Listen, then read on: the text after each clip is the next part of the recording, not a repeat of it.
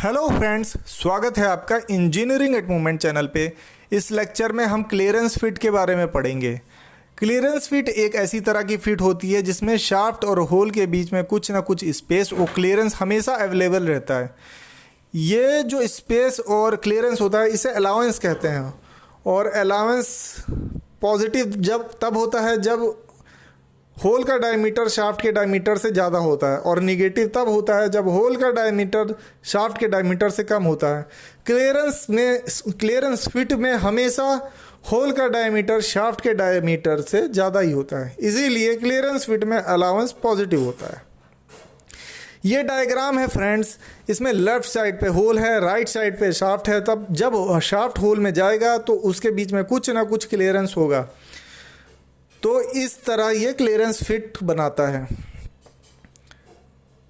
Clearance fit easily rotating और sliding motion को permit करती है मेटिंग पार्ट्स के बीच में, और ये इस तरह से इसलिए दी जाती है क्लियरेंस फिट। क्लियरेंस फिट की वजह से जो शाफ्ट है वो ईजिली इंसर्ट हो जाता है और ईजिली रिमूव हो जाते हैं कंपोनेंट आपस में।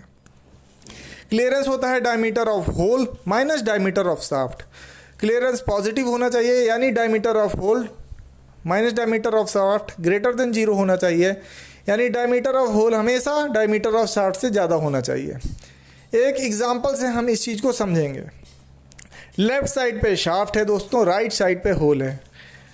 मैन्युफैक्चरर से हमने बोला कि शाफ्ट जो आप बनाओगे उसका अपर डायमीटर 30.2 होना चाहिए और लोअर डायमीटर 30.0 होना चाहिए, और होल जो आप बनाओगे उसका अपर डायमीटर 30.7 होना चाहिए, लोअर डायमीटर 30.4 होना चाहिए। शाफ्ट और होल दोनों ही केस में अगर अपर डायमीटर से ज़्यादा आ गया शाफ्ट या होल तो वो रिजेक्ट हो जाएगा, और लोअर डायमीटर से कम आ गया शाफ्ट और होल तो ही वो रिजेक्ट हो जाएगा। एक्चुअली होता क्या है कि मैन्युफैक्चरिंग में कभी भी अगर आप कोई प्रोडक्ट बनाना चाह रहे हो और आप बोलो एग्जैक्टली सारे प्रोडक्ट्स एक ही डायमेंशन के बन जाए, तो ये पॉसिबल नहीं है। मान लीजिए हम मैन्युफैक्चरर से कहते हैं कि आपको 100 शाफ्ट बनाने हैं जिनका सबका डायमीटर 30.2 हो, तो ये पॉसिबल नहीं है, क्योंकि मैन्युफैक्चरिंग प्रोसेस में कई चीज़ें इन्वॉल्व होती हैं। मशीन होता है, मेथड होता है, मटेरियल होता है, और सब में कुछ ना कुछ वेरिएशन होता है, उसकी वजह से प्रोडक्ट में वेरिएशन आता है। तो जब भी हम मैन्युफैक्चरिंग करवाने के लिए मैन्युफैक्चरर से बोलेंगे कि हमें एक शाफ्ट चाहिए जिसका अपर लिमिट 30.2 होना चाहिए डाया का और लोअर लिमिट 30.0 होना चाहिए, तो वो पहले अपने प्रोसेस की कैपेबिलिटी देखेगा, मशीन की कैपेबिलिटी देखेगा और डिसाइड करेगा क्या वो 0.2 mm के वेरिएशन में 0.2 mm की रेंज में बना पाएगा शाफ्ट को। अगर वो सब कुछ ऑब्जर्व करने के बाद ये फील करेगा कि हाँ वो बना पाएगा, तो वो हमारा ऑर्डर एक्सेप्ट कर लेगा। तो उसी तरह से हमने मैन्युफैक्चरर को बताया कि हमें इस टॉलरेंस में शाफ्ट और होल चाहिए, और इस तरह से टॉलरेंस डिसाइड की हमने। अब बन के आ गए हमारे पास शाफ्ट और होल, दोनों ही बन के आ गए।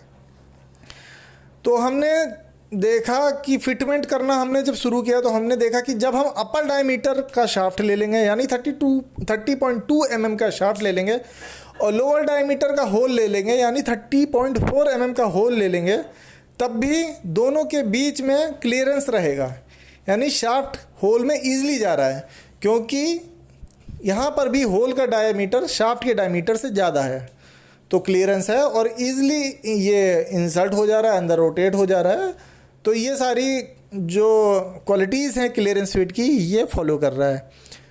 तो दोस्तों, क्लियरेंस फिट में टॉलरेंस और अपर लिमिट और लोअर लिमिट ऐसे मेटिंग पार्ट्स की डिसाइड ही की जाती हैं कि किसी भी कॉम्बिनेशन पे शाफ्ट और होल के क्लियरेंस और स्पेस बना रहे। अब इसका प्रैक्टिकली हम समझेंगे।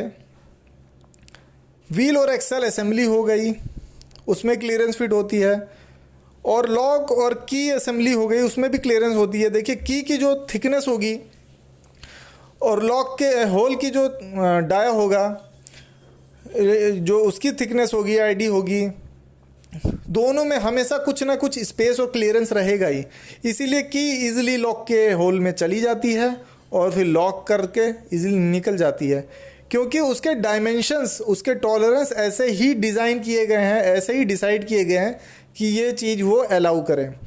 उसी तरह जो ये कुंडी है दोस्तों, इसका शाफ्ट होल में इजीली चला जाएगा हमेशा और इजीली निकल जाएगा, क्योंकि जो इसके शाफ्ट के डायमेंशंस हैं और इसके होल के डायमेंशंस हैं वो इस तरह डिसाइड किए गए हैं कि वो इजीली अंदर चला जाएगा और इजीली निकल जाएगा, क्योंकि होल का डाया हमेशा हर केस में शाफ्ट के डाया से ज़्यादा ही रह रहा है। तो क्लियरेंस फिट इसलिए यूज़फुल होती है हमारे लिए, क्योंकि इस तरह के मैकेनिज़्म को वो सपोर्ट करती है। और आई होप फ्रेंड्स आपको क्लियरेंस फिट समझ में आ गई होगी। इंजीनियरिंग एट मूवमेंट चैनल पे मैं ऐसे और भी लेक्चर आपके लिए लाता रहूँगा, तो वीडियो को लाइक और शेयर ज़रूर करें और चैनल को सब्सक्राइब करें। Thank you.